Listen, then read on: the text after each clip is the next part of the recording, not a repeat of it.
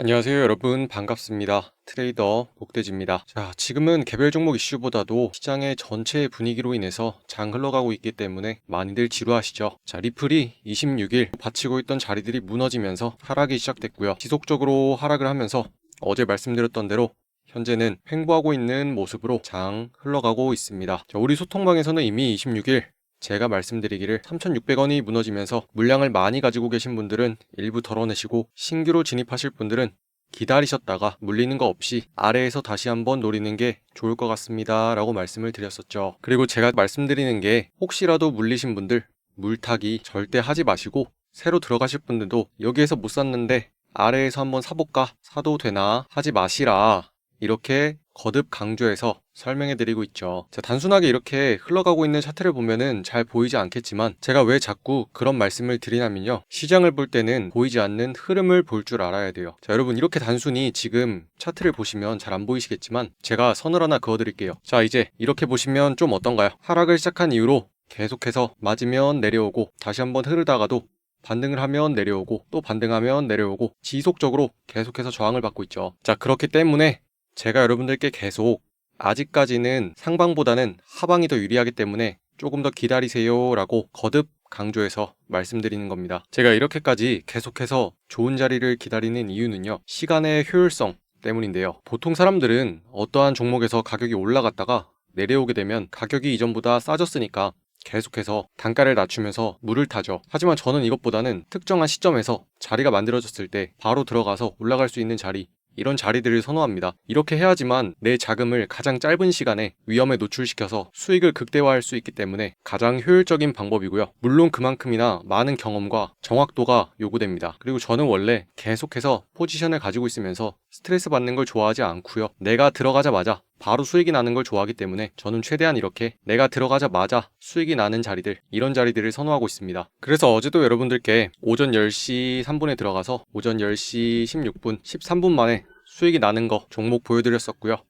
그리고 어제 저희 소통방 분들이 저한테 질문해 주셨어요. 복돼지님, 월러스 같은 종목 업비트에 새로 상장이 됐던데 다른 곳에서 보니 월러스처럼 신규 상장된 종목 하지 말라고 하던데 정말인가요? 하고 질문 주셨어요. 자, 그래서 차트를 같이 보면요, 자, 월러스 종목 신규 상장된 이후로 지속적으로 하락을 했었지만 기술적 분석으로 봤을 때는 그래도 매수할 수 있는 좋은 자리가 나올 수 있겠다라고 판단을 했었고요. 손절을 잡고 정확한 자리를 노린다면 매매를 하지 못할 자리는 없습니다 라고 말씀을 드렸고, 우리 같이 진행을 했었죠. 자, 해당 자리 650원 정도 가까이 오면은 손실을 보는 손절보다는 수익을 볼 수 있는 수익 자리가 더 길기 때문에 손익비가 굉장히 좋은 자리가 나왔었고요. 손절을 하게 되더라도 손실을 보는 폭보다는 수익을 볼 수 있는 폭이 더 길기 때문에 굉장히 좋은 상황이라고 판단을 했었죠. 그래서 우리 다 같이 650원 부근에서 매매를 진행했었고요. 자, 현재는 해당 자리에서부터 약 27% 정도 상승한 상태입니다. 자, 여러분, 여기서 가장 중요한 건 몇 퍼센트 정도 올랐냐 하는 게 아니고요, 앞에서도 말씀드렸다시피 정확하게 기준을 잡을 수 있느냐, 내가 어디까지 내어주고 어느 자리에서 들어가서 얼마만큼의 수익을 챙기는지, 이러한 기준, 이런 게 가장 중요하겠죠. 이 부분에 있어서 아마 많은 분들이 가장 어려움을 겪으실 테고요. 나는 어디에 들어가야 되지? 언제 팔아야 되지?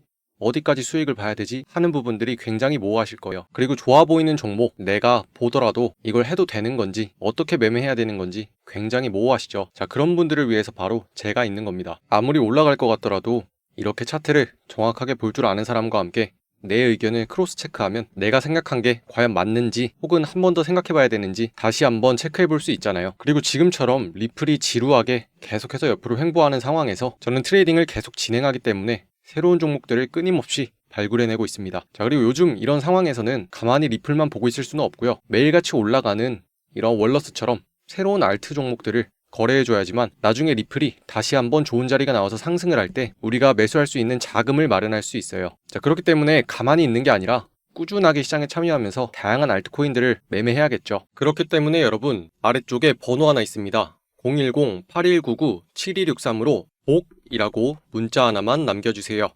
여러분들 올 한 해 동안 복 많이 받으셨으면 해서 복이라고 정했습니다. 여러분들 차트 계속 보고 있기 어려우시잖아요. 외출하고 있는 상황이나 주말이나 공휴일 등 저는 차트를 계속 관찰하고 있습니다. 시장에서 갑작스런 변동성이 일어나거나 중요한 자리들이 나왔을 때 제가 실시간으로 문자를 보내드리고 있습니다. 이렇게 제가 세운 전략들과 진입에 대한 근거까지 실시간으로 보내드리고 있으니까요. 010-8199-7263으로 복이라고 문자 하나 보내주시면 됩니다. 비용 같은 거 드는 거 전혀 없고 100% 무료로 드리고 있습니다. 저는 그저 여러분들께서 충분히 대응하시고 수익을 보셨다면 구독과 좋아요만 눌러주시면 감사하겠습니다. 자, 다시 돌아와서 우리의 종목 리플이 이렇게 지속적으로 하락을 하고 있다고 해서 손 놓고 가만히 있을 수만은 없겠죠. 자, 오늘은 이렇게 지루한 장세에 많이 지치셨을 여러분들을 위해서 제가 상황이 반전될 수도 있는 소식을 가져왔으니까요. 오늘 영상도 매우 중요합니다. 자, 저와 함께 끝까지 시청해주시고요. 구독과 좋아요도 눌러주시면 감사하겠습니다. 자, 여러분들 요즘에 리플 관련해서 이야기를 나누다 보면 뉴스에서 굉장히 많이 나오는 단어가 하나 있죠. 바로 ETF인데요. 제가 오늘 여러분들과 함께 알아보고 싶은 내용은요. 리플 ETF, 그게 도대체 뭔데? 입니다. 자, 그 전에 이 주제가 나오게 된 배경부터 한번 살펴볼게요. 자, 지난밤 미국 증시는 혼조세로 마감했는데요. 자, 그 이유는 바로 트럼프 대통령이 오는 4월 2일 관세 해방의 날 때문이죠. 자, 이게 도대체 뭐냐? 트럼프 대통령이 오는 4월 2일을 해방의 날로 선포하며 대대적인 관세 정책을 예고했다. 자, 트럼프 대통령이 말하기를 미국이 오랫동안 해외 국가들과 기업들의 경제적으로 착취당했었다 라고 주장을 하면서 이날은 미국이 그 착취로부터 해방되는 날이다 라고 강조를 했었는데요. 자, 그동안 트럼프 대통령은 세계 각국을 상대로 관세를 부과하면서 관세 전쟁을 벌여왔었죠. 자, 앞서 캐나다와 멕시코, 일본, 한국 등 자동차와 철강 산업에 고율의 관세를 부과한 바 있으며 이번 조치는 이를 넘어서서 전방위적인 무역의 압박이 될 가능성이 크다라고 얘기하고 있는데요. 자, 한층 더 관세 전쟁이 격화될 가능성이 있는 만큼 시장은 현재 혼조세로 접어들면서 다가올 4월 2일을 예의주시하고 있는 모습이죠. 자, 이에 따라서 시장의 불안 심리가 커졌기 때문에 안전자산으로 분류되는 금값은 트럼프 대통령의 발언 이후에 급등을 하고 있습니다. 자, 하지만 이렇게 불안한 세계 정세 속에서도 우리의 리플 긍정적인 소식이 하나 있죠. 그건 바로 SEC의 4월 3일 비공개 회의 소식인데요. 우리의 리플 XRP에 중대한 영향을 줄 수 있을지 그 가능성이 기대되고 있습니다. 자, 기사에 따르면 미국 증권거래위원회 SEC에서 4월 3일 비공개 회의에 시장의 시선이 집중되고 있다. 자, 이번 회의는 법률과 집행 사안을 다룰 예정으로 리플랩스와 XRP에 중대한 영향을 줄 수 있다라고 보고 있는데요. 자, 그 이유는 SEC와 리플랩스의 소송이 사실상 종결됐다고는 많은 기사들이 나왔지만 제가 저번에도 말씀드렸듯이 SEC에서 항소를 공식적으로 발표하거나 철회했다고 말한 적은 없기 때문인데요. 자, 따라서 사람들이 기대하기를 이번 비공개 회의에서 남은 법적 절차가 종결될 것인지 그리고 XRP가 명확하게 상품으로 분류될 수 있을지 그 지위에 대해서 기대를 하고 있고요. 그리고 이에 따라서 XRP 기반의 ETF 가능성 등 굉장히 다양한 것들이 논의되기를 기대하고 있습니다. 자, 그리고 이렇게 XRP에 대해서 이야기가 나오고 그 지위나 앞으로의 방향성이 명확해진다면 XRP뿐만 아니라 암호화폐 시장 전반의 규제를 명확하게 만들어줄 수 있는 계기가 될 수 있다라고 보고 있죠. 자, 그에 따라서 우리의 XRP 시장은 지속적으로 하락하다가 혼조세로 접어들었지만 다시 한번 기대감의 불씨가 살아나고 있는 모습인데요. 자, 우리의 XRP 정말 $10 넘을까? 자, 사실 $10 이런 이야기는 보실 필요 없고요. 자, 어떤 게 호재로 작용할 수 있겠느냐? 자, ETF 그리고 스테이블 코인 RLUSD 그리고 리플랩스의 IPO 소식 3대 호재에 주목하라. 기사의 내용을 살펴보면요. XRP가 다시 한번 상승 랠리를 이어갈 수 있는 요소로 ETF, RLUSD, 그리고 리플의 IPO 이 세 가지를 꼽았는데요. 자, 첫 번째 요인은 XRP ETF 승인 기대감이다. 자, 소송 종료로 미국 내의 XRP 규제 명확성이 확보되면서 이미 프랭클린 템플턴을 포함한 10곳 이상의 기관이 XRP 기반의 현물 ETF를 신청했다라고 전했는데요. 자, 이렇게 보시다시피 지속적으로 등장하는 한 가지의 단어가 있죠. ETF, 그리고 현물 ETF. 이처럼 ETF라는 단어가 지속적으로 등장하고 있는데요. 자, 이미 리플을 오랫동안 거래하시면서 다양한 소식을 접해보신 분들이라면 아시겠지만 혹시나 리플의 ETF가 어떤 건지 잘 모르시거나 혹은 알고 계시더라도 앞으로 어떤 시나리오로 리플의 ETF가 전개될지에 대해서 잘 모르시는 분들을 위해서 제가 오늘 이 이야기를 준비했는데요. 자, SEC와 리플의 법적 분쟁에서 앞으로 리플의 지위가 명확하게 구분이 된다면 앞으로 우리의 종목 리플의 ETF는 어떻게 출시될지 그리고 그 시나리오는 어떻게 될지 한번 알아보겠습니다. 자, 먼저 큰 흐름으로 한번 보시면요. 첫 번째로는 CME 미국에 있는 시카고 선물 거래소에서 XRP가 선물로서 상장되는 거고요. 자, 그리고 두 번째로는 XRP가 선물로서 ETF가 출시되는 거죠. 그리고 세 번째로는 XRP가 현물로서 ETF가 출시되게 되는 겁니다. 그럼 한 가지 의문이 드시죠? 왜 이 순서대로 진행이 되느냐? 자, 지금부터 제가 그 과정을 차근차근 설명해 드릴게요. 자, 먼저 이번 비공개 회의에서 XRP가 상품으로서 인정받을 수 있다면 XRP가 CME의 선물 상품으로 상장이 되어서 ETF로서 논의가 되는 첫 기반이 될 수 있습니다. 즉 리플이 ETF로 출시되는데 그 기반이 되는 포석을 놓는 과정인데요. 미국에는 CFTC, 현재 미국에서 거래되는 다양한 상품 종목들을 관리 감독하는 기관인데요. 이 기관에서 XRP의 상품이 정식적으로 승인을 받아야 됩니다. 자, 그에 따라서 CM이라는 시카고 거래소에서 우리가 거래를 할 수 있게 되는 거죠. 자, 그렇게 정식적으로 거래소에서 거래가 진행이 된다면 이때 거래되는 XRP의 선물 상품을 기반으로 해서 ETF로 만들 수 있는데요. 자, ETF라는 건 먼저 상장 지수 펀드인데요.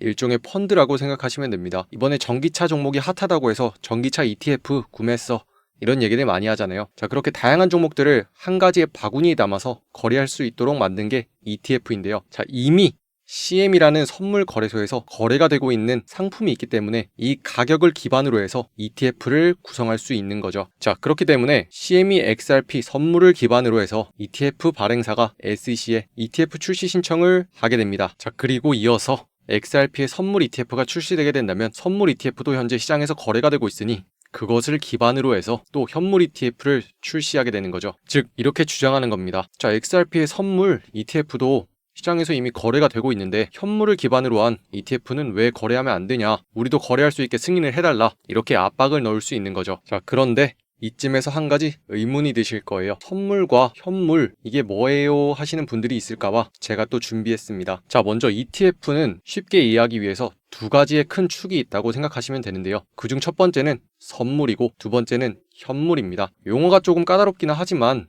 이를 조금 더 쉽게 이해하려면 선물은 미래 시점의 물건이라고 생각하시면 되고요. 현물은 현재 시점의 물건이다 라고 이해하시면 돼요. 그렇기 때문에 현물 ETF는 기초자산을 암호화폐 선물 계약으로 두는 거고요. 현물 ETF는 암호화폐 실물로 두게 되는 겁니다. 자, 그런데 여기에서 가장 큰 차이, 그건 바로 운용 방식인데요. 자, 현물 ETF를 출시하고 관리하려면 실물 자산을 직접 매입하고 보관해야 됩니다. 즉 그러니까 큰 자금을 운영하는 자산운용사의 입장에서는 ETF를 출시하는 만큼 상품을 매입해서 가지고 있어야 되는데요. 그 이유는 바로 현물 자체가 현재 시점의 물건이기 때문이죠. 자, 하지만 선물 ETF에서는 ETF를 출시할 때 굳이 실물 자산을 가지고 있을 필요가 없습니다. 자, 그에 따라서 현물 ETF는 암호화폐를 커스터디에 보관해야 되고요. 선물 ETF는 암호화폐를 보관하지 않아도 됩니다. 승인 난이도 역시도 선물 ETF는 간접 상품으로 분류가 되며 규제에 우호적이기 때문에 비교적 승인 난이도가 낮고요. 현물 ETF 같은 경우는 앞서 직접 실물 자산을 매입하고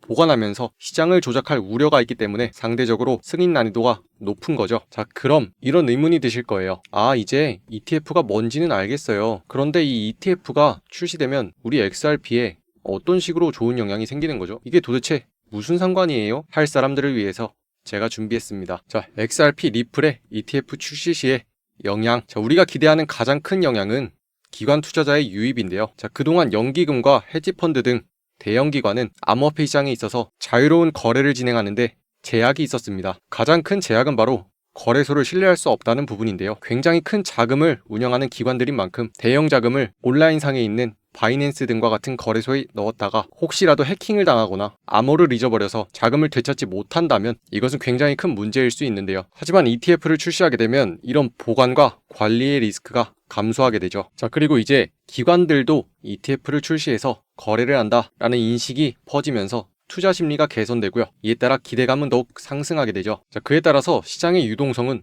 더욱더 증가하게 되고요. XRP 현물 시장에는 자금이 더욱더 많이 유입되게 됩니다. 미국뿐만 아니라 해외의 주요 시장에도 영향력을 주면서 세계 곳곳에 글로벌 거래소의 상장 가능성이 더욱더 높아지게 되고요. 그리고 최종적으로는 XRP 리플뿐만 아니라 다양한 알트코인들이 ETF에 포함되면서 시장은 더욱더 확장되고 커지게 되는 거죠. 따라서 XRP의 ETF 출시로 인해서 시장은 더욱더 유동성이 공급되고 확장된다는 점에서 오늘 우리가 알아본 내용을 이해하기 쉽게 단 한 장의 그림으로 표현한다면 다음과 같이 표현할 수 있습니다. 자, 그건 바로 눈 굴리기의 시작인데요. 자, 겨울날 우리가 눈사람을 만들려고 하다 보면 시작은 작게 눈을 뭉쳐서 땅에 굴리게 되지만 지속적으로 굴리고 굴리면 그 눈이 커져서 거대한 눈사람이 되는 거죠. 자, 이처럼 지금은 리플이 각종 소송과 대외적인 영향으로 인해서 압박을 받고 있긴 하지만 이 모든 것들이 해소되게 된다면 커지고 커져서 거대한 눈뭉치가 될 수 있다. 이렇게 요약할 수 있겠습니다. 자, 지금까지 우리가 공부했던 내용들을 조금 더 자세히 알아보고 싶거나 혹은 리플의 ETF 외에도 리플이 어떤 것들에 대해서 사업을 하고 있고 확장을 해나갈 계획인지 알고 싶은 분들은요, 제가 이런 내용들을 요약해서 한 편의 보고서로 작성을 했습니다. 그리고 상단에 있는 번호 010-8199-7263으로 자료라고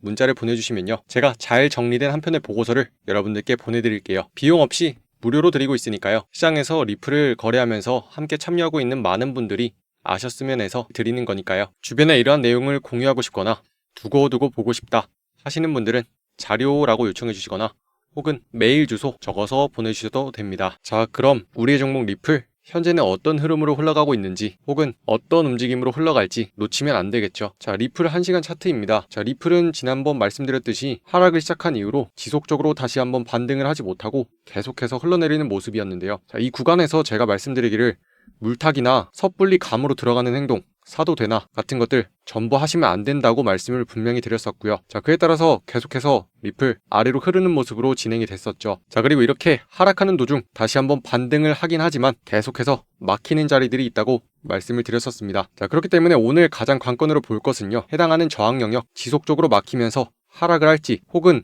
해당하는 저항 영역을 뚫고 다시 한번 상승하는 모습을 만들어줄 수 있을지 지켜봐야겠죠. 자, 만약 시장에서 내일까지 지속적으로 하방 압력을 받으면서 하락을 하게 된다면 아래에 있는 단단한 지지 영역까지 내려오면서 뚫고 내려갈지 위협하는 과정이 나올 거고요. 저항 영역을 뚫고 다시 한번 상승 흐름 만들어준다면 상단에 있는 저항 영역까지 올라갈 수 있는 모습 나올 겁니다. 자, 그런데 각각의 영역의 가격대가 궁금하신 분들이 있을 거예요. 자, 그런 분들은요, 상단에 있는 번호 010-8199-7263으로 종목이라고 문자 주시면요, 제가 실시간으로 리플이 아래로 내려왔을 때 어떠한 영역을 지켜야 되는지, 그리고 상승을 하게 된다면 어떠한 영역에 다시 막혀서 내려올 가능성이 있는지 하나하나 설명해 드리겠습니다. 이미 저와 함께하고 있는 많은 분들은 실시간으로 대응을 하고 있는 상황이고요. 여러분들 그동안 감으로 하시면서 이렇게 될 거야 라는 예상으로 많이 하셨잖아요. 이제는 그러지 마시고 이렇게 명확하게 기준을 제시할 수 있는 사람과 함께 하셔야 됩니다. 저도 과거에는 이런 생각을 참 많이 했었어요. 내가 어떤 가격에서 샀었는데 도대체 왜 내려가는 거지? 그리고 이 하락은 어디까지 하는 거지? 이런 불안에 굉장히 많이 휩싸였었는데요. 저는 이런 부분들에서 굉장한 의문을 가졌고 스트레스를 많이 받아서 본격적으로